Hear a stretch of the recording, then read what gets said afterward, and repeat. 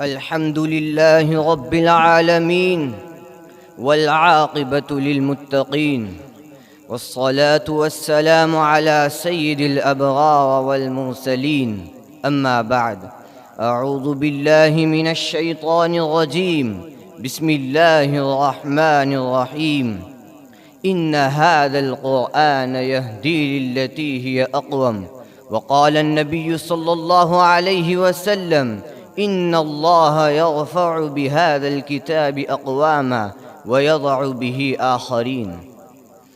چھوڑ کر قرآن مسلم حق سے بیگانہ ہوا، چھوڑ کر قرآن مسلم حق سے بیگانہ ہوا، آپ بھی رسوا ہوا اور قوم کو رسوا کیا۔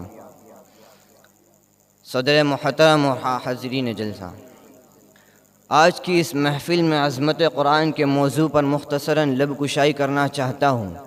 حضرات، قرآن کریم وہ کتاب مبین اور صحیفہ آسمانی ہے جس نے جہالت کی ماری خزاں رسیدہ و پشمردہ انسانیت کا علاج ہے، دم توڑتی اور سسکتی ہوئی روحوں کی تسکین کا سامان ہے۔ اس نے حیوانیت پسند روشوں کے دلدادہ انسانوں کو انسانیت کے اعلیٰ اقدار کا نشاط افزا اور روح پرور پیغام دیا ہے۔ جور و جفا اور ظلم و تعدی کے شکنجے میں پھنسے انسانوں کو اس سے خلاصی اور آزادی کی راہ سمجھائی۔ گم کردہ راہ انسانوں کو رہبر انسانیت و سالار کارواں بنا کر ہدایت و روشنی کی روشن مشعل عنایت فرمائی، جس سے انہوں نے اپنی کھوئی ہوئی مجد و کرامات شگفتہ کلیوں کو حاصل کر لیا۔ اس کی خوشبو کے تازہ اور نوخیز جھونکوں نے اپنے خالق اور پالنہار سے وفا ناشنا اذہان میں وفاداری و جانی ثاری کی خلیش پیدا کی، بنجر قلوب میں یقین و اعتماد کی ایسی تخم ریزی کی، ایسا بیج بویا جس سے نہ صرف احتساب نفس کے گڑ سکھائے بلکہ احتساب کائنات کا نقشہ ان کے سینوں میں اجاگر کر دیا۔ اپنے پالنہار سے منحرف اور یقین و اعتماد سے خالی بے آب و گیا قلوب میں اسلام کے جملے امور کی شجر کاری کی، جس کے سائے اور میووں سے دنیا متفی ہو رہی اور تا وقوع قیامت ہوتی رہے گی۔ اگر کلام اللہ کا نزول نہ ہوتا تو مجھ کو بتاؤ عبد و معبود خالق و مخلوق کا رشتہ کیسے استوار ہوتا؟ کیسے پتہ چلتا کہ نکاح درست سے اور زنا حرام ہے، تجارت درست سے اور سود حرام ہے؟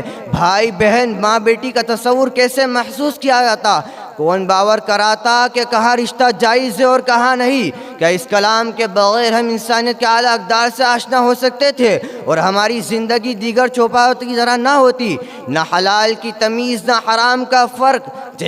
جب یہ اتنا اہم دستور زندگی ہے اور منشور خداوندی ہے تو بتائے اس کا حاصل کرنا کتنا لابدی اور ضروری ہے۔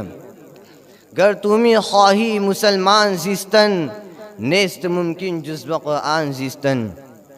مگر افسوس عقل سے پیدل اور شعور و وجدان سے عاری جہل و ظلم میں گر آج کہتا یہ آؤٹ آف ڈیٹ ہے، فرسودہ ہے، اس میں دقیان و سیت ہے۔ میں ان نادانوں سے پوچھنا چاہتا ہوں، بتاؤ جب انسانیت تڑپ رہی تھی، بد اخلاقی عروج و کمال کو پہنچی ہوئی تھی، بلکہ اس حد تک ترقی کر چکی تھی کہ ماں بہن بیٹی کا تصور بیوی سے کم نہ تھا، جوا سٹا سود اور قمار بازاری کو چھوڑیے، صرف اونٹ کو پہلے پانی پلا دینے پر برسوں جنگ و جدل کا ماحول گرم رہتا، سینکڑوں ہزاروں جانیں تلف ہو جاتی، انسانیت چیخو پکار کرتی ہمیشہ کے لیے آسودہ خاک ہو جاتی تھی۔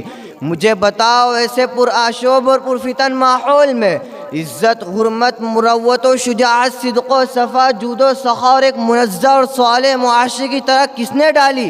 اخلاقیات کا محل کس نے تعمیر کیا؟ انسانیت سے ناآشنا قلوب میں ہمدردی و غم گساری کے کول کس نے کھلائے؟ محتاجوں، غریبوں، قلاشوں، بوڑھوں، کمزوروں، نہتوں، اپاہجوں اور دنیا سے ٹوٹے ہوئے اور طاقتوروں کے ہاتھوں ٹوٹے ہوئے کو راتوں کو گشت لگانے کا حوصلہ کس نے بخشا؟ خود بھوکے رہ کر دوسرے کا پیٹ بھرنے اور خود کو محروم کر کے دوسروں کو سنوارنے کے جذبات کس نے ابھارے؟ دوسروں کے لیے اپنی زندگی کو ترجیح دینے کی امنگیں کس نے پیدا کی؟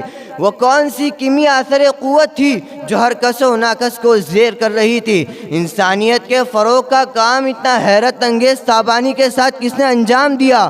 ہاں، یہ وہی لازوال کلام تھا جس کی شان ہی تنزیل من رب العالمین ہے، جس کے جلووں کی تابانی نے مردہ قلوب کو جلا بخشی، کہساروں کو مرغزار اور خزاں رسیدہ چمن کو شاداب کیا۔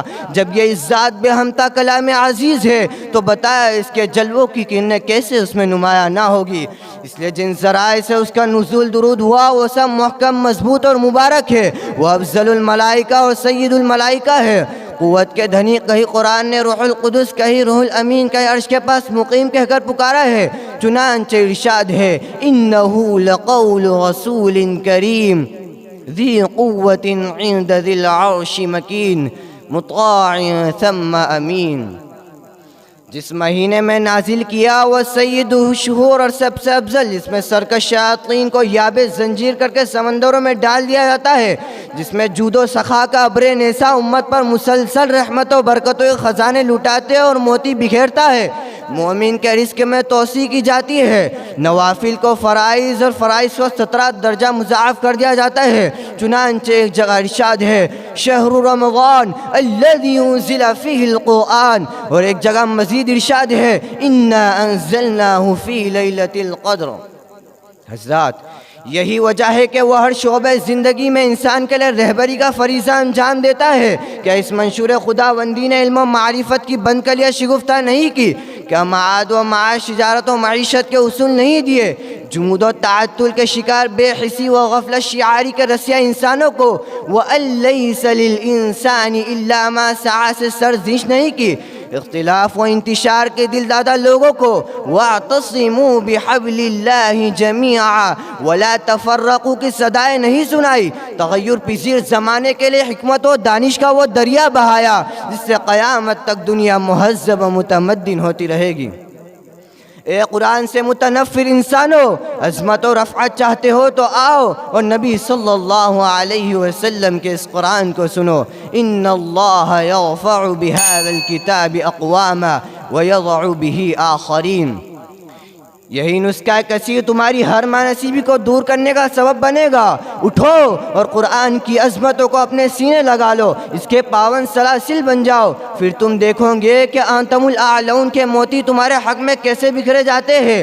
فلسطین، الجزائر، بوسینہ، چچینیا اور چہار دانگ عالم میں تمہارا ہی بول بالا ہوگا۔ ارض مقدس کے مالک تم ہی بنو گے، دنیا تمہارے ہی ہاتھوں ترقی کی راہ چڑھے گی۔ برف کے کھیت میں آگ لگانے اور آگ کے ڈھیر کو گلزار بنانے کی قوت پیدا ہوگی۔ زمانہ آج بھی قرآن ہی سے فیض پائے گا، زمانہ آج بھی قرآن ہی سے فیض پائے گا، مٹے گی ظلمت شب اور یہ سورج جگمگائے گا۔ دعا ہے اللہ تعالی ہمیں قرآن شریف کو اپنی زندگی کا ماحول بنانے کی توفیق عطا فرمائے۔ وآخر دعوانا ان الحمد للہ رب العالمین۔